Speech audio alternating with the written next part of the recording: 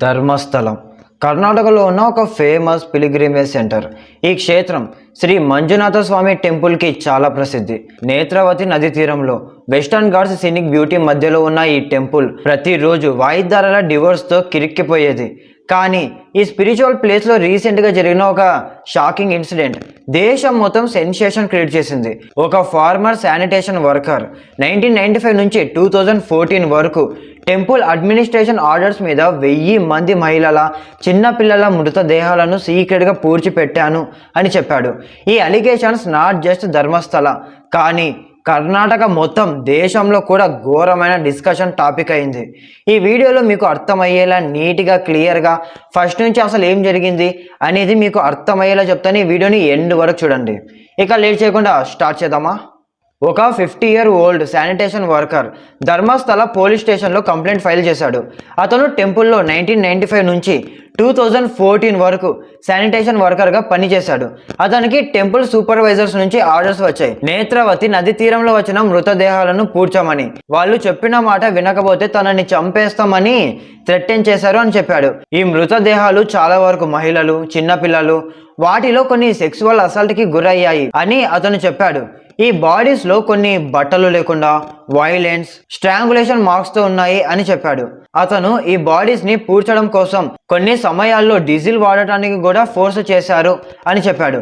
ఈ అలిగేషన్స్ చాలా serious and they shock the entire nation. Dharmasthala 800 years old temple town, Hindu and Jain devoted కి major pilgrimage spot. ఈ temple Virendra Hegde గారు BJP nominated Rajya Sabha MP manage చేస్తున్నారు. ఈ temple not just for its spiritual significance but also for its social work, education and charity యాక్టివిటీస్కి famous. కానీ ఈ allegations వచ్చిన తర్వాత టెంపుల్ రెప్యుటేషన్ మీద సీరియస్ క్వశ్చన్స్ లేవనెత్తాయి. ఈ ఫార్మర్ వర్కర్ 20 years పనిచేశాక 2014లో సడన్గా తన ఫ్యామిలీతో స్టేట్ వదిలేసి పారిపోయాడు. రీజన్, అతను చెప్పిన ప్రకారం తన ఫ్యామిలీలో ఒక అమ్మాయి టెంపుల్ సూపర్వైజర్స్తో రిలేటెడ్ ఉన్న వ్యక్తి చేత సెక్సువల్ హరాస్మెంట్కి గురైంది. అది అతని ఫ్యామిలీని ఇమీడియట్గా పారిపోయేలా చేసింది. ఈ విజిల్ బ్లోవర్ 12 years హైడింగ్ లో ఉన్న తరువాత July 3, 2025 పోలీస్ కి కంప్లైంట్ చేశాడు. అతను నేను ఈ గిల్ట్ తో ఇంకా బ్రతకలేకపోతున్నా అని చెప్పాడు. అతను పూడ్చిపెట్టిన బాడీస్ ఎగ్జూమ్ చేయడానికి హెల్ప్ చేస్తాను, కానీ తన ఫ్యామిలీకి ప్రొటెక్షన్ కావాలి అని అడిగాడు. అతను కోర్టులో కూడా July 11, 2025 ఫుల్ బాడీ కవర్ చేసుకొని ఓన్లీ ఐస్ విజిబుల్ గా ఉన్న స్టేట్లో స్టేట్మెంట్ రికార్డ్ చేశాడు. ఈ కేసులో అతను ఐడెంటిటీ రివీల్ కాకుండా ప్రొటెక్షన్ కోసం అడిగాడు. బికాజ్ అతని లైఫ్ కి థ్రెట్ ఉంది అని భయపడ్డాడు. కోర్టు కూడా అతని ఐడెంటిటీ సీక్రెట్ గా ఉంచింది యాజ్ పర్ లా. ఈ కేసులో ఫస్ట్ షాకింగ్ పాయింట్, ఈ వర్కర్ చెప్పిన నంబర్స్. అతను 100కి పైగా బాడీస్ పూడ్చాడు అని చెప్పాడు.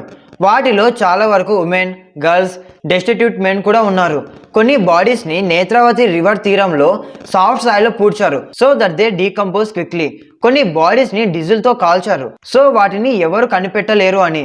ఈ అలిగేషన్స్ చాలా ఘోరం. ఈ వర్కర్ 2010లో ఒక ఇన్సిడెంట్ గురించి స్పెసిఫిక్గా చెప్పాడు. కల్లేరి అని ప్లేస్లో పెట్రోల్ బంక్ నుంచి 500 meters దూరంలో ఒక 12 నుంచి 15 years ఏజ్ ఉన్న అమ్మాయి బాడీని పూడ్చాడు అని చెప్పాడు. ఇంకో ఇన్సిడెంట్లో 20 year old ఉమెన్ని యాసిడ్తో బర్న్ చేసి న్యూస్ పేపర్తో వ్రాప్ చేసి డీజిల్తో కాల్చమని చెప్పారు అని అతను స్టేట్మెంట్ ఇచ్చాడు. ఈ కేసులో పోలీస్ యాక్షన్ స్టార్ట్ అయింది. July 4, 2025 ధర్మస్థల పోలీస్ స్టేషన్లో భారతీయ న్యాయ సంహిత సెక్షన్ 211A కింద FIR ఫైల్ అయింది. ఈ సెక్షన్ ప్రకారం కంప్లైంట్ ఫుల్ డీటెయిల్స్ ప్రొవైడ్ చేయాలి. July 19 Karnataka government special investigation team సిట్ని సెటప్ చేసింది. ఈ కేసుని ఇన్వెస్టిగేట్ చేయడానికి SIT July 28 నుంచి విజిల్ బ్లోవర్ చెప్పిన 13 బ్రేల్ స్పాట్స్ లో డిగ్గింగ్ స్టార్ట్ చేసింది.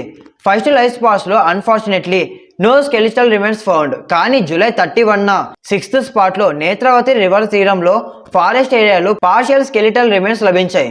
ఫారెన్సిక్ ఎక్స్పర్ట్స్ ఈ బోన్స్ ప్రైమా ఫేసియా మేల్ అని చెప్పారు. కానీ ఫైనల్ కన్ఫర్మేషన్ కోసం ఫారెన్సిక్ సైన్స్ ల్యాబొరేటరీ FSL కి పంపించారు DNA అనాలిసిస్ కోసం. ఈ కేసులో ఇంకో ఇంట్రెస్టింగ్ పాయింట్, సిట్ డిగ్గింగ్ లో కొన్ని పర్సనల్ బిలాంగింగ్స్ లభించాయి. ఫస్ట్ సైట్లో ఒక ఉమెన్ డెబిట్ కార్డ్, ఒక పర్సన్ పాన్ కార్డ్ దొరికాయి. ఈ pan card Bengaluru rural district లో నెలమంగళ తాలూకాలో సురేష్ అనే వ్యక్తిది.